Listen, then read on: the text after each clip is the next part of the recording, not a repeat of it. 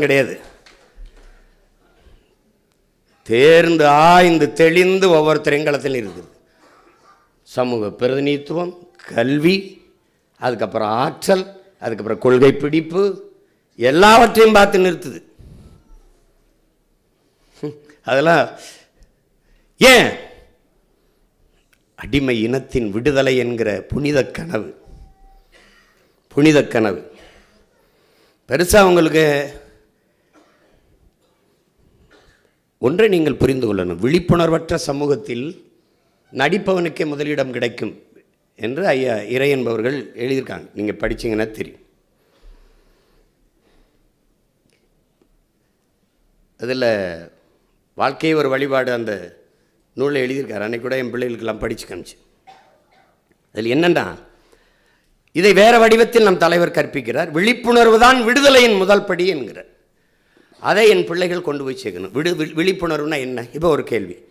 உதாரணமாக இலவசம் கொடுக்குறாங்க.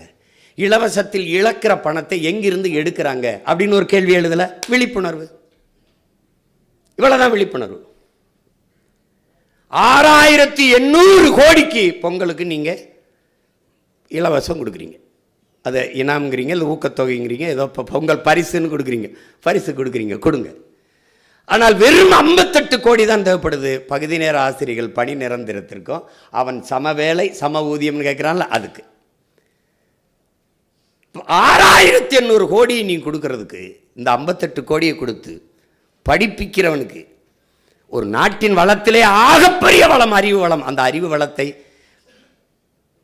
உருவாக்குறவன் யார்? ஆசிரியர் பெருமகன். அவனை வீதியில் நிறுத்தி இந்த 58 கோடிக்கு சரி செய்ய முடியாதா? ஒரு கேள்வி எழுதலை. அது விழிப்புணர்வு. இப்படி ஒவ்வொன்றாக நீ வாக்குக்கு காசு கொடுக்குறாய். நீ எதற்காக தேர்தல் நிற்கிறாய்? உங்களுக்கு சேவை செய்ய. சரி, எனக்கு சேவை செய்ய எனக்கு எதுக்கு வாக்குக்கு காசு கொடுக்குறாய்? எனக்கு சேவை செய்ய உனக்கு அதிகாரம் வேணும். அந்த அதிகாரத்தை தருகிற உரிமை எனக்கிட்ட இருக்கு. அந்த உரிமையை நீ விலை கொடுத்து வாங்கிவிட்டால் எனக்கு எப்படி சேவை செய்வாய்? ஒரு கேள்வி இருக்குல்ல. இந்த கேள்வியை நாம் கேட்பது, கேள்வியை கேட்க வாய்ப்பது விழிப்புணர்வு. இவ்வளவுதான். இந்த விழிப்புணர்வற்ற சமூகத்தில் நடிப்பவன், ஏமாற்றுவவன், அவனுக்கு தான் முன்னுரிமை கிடைக்கும். அதனால் தான் தலைவர் சொல்றார், விழிப்புணர்வு தான் விடுதலையின் முதல் படி. அதை நீங்கள் தெளிவாய்க்கணும். சாக்ரட்டிஸ் ஒருவன் அறிஞன், ஒருவன் அறிவானவன் அப்படிங்கிறத எப்படி கணக்கிடுறது? ஒருவன் எழுப்புகிற கேள்விக்கு உடனே அவன் சொல்லுகிற பதிலில் இருந்து அவன் அறிவை மதிப்பிடக்கூடாது. அப்போ எதிலிருந்து மதிப்பிடணும்? ஒருவன் ஒரு கேள்வியை எழுப்பினால் அந்த கேள்விக்கு பதிலாக அவனிடத்தில் இன்னொரு கேள்வியவே பதிலாக கொடுத்தால் அதிலிருந்து அவன் அறிவை நீ மதிப்பிடணுங்கிறான். அதுதான் தர்க்கம்ங்கிறது. தர்க்க அறிவை வளர்த்து கொள்ளணும், திணறடிக்கணும். இப்போ நீங்களே பார்க்குறீங்க, அந்த ஊடகவியலாளர்கள் ஒரு கேள்வி கேட்பாங்க, அண்ணன் அவர்கள்ட்ட 100 கேள்வி எழுப்புவேன்.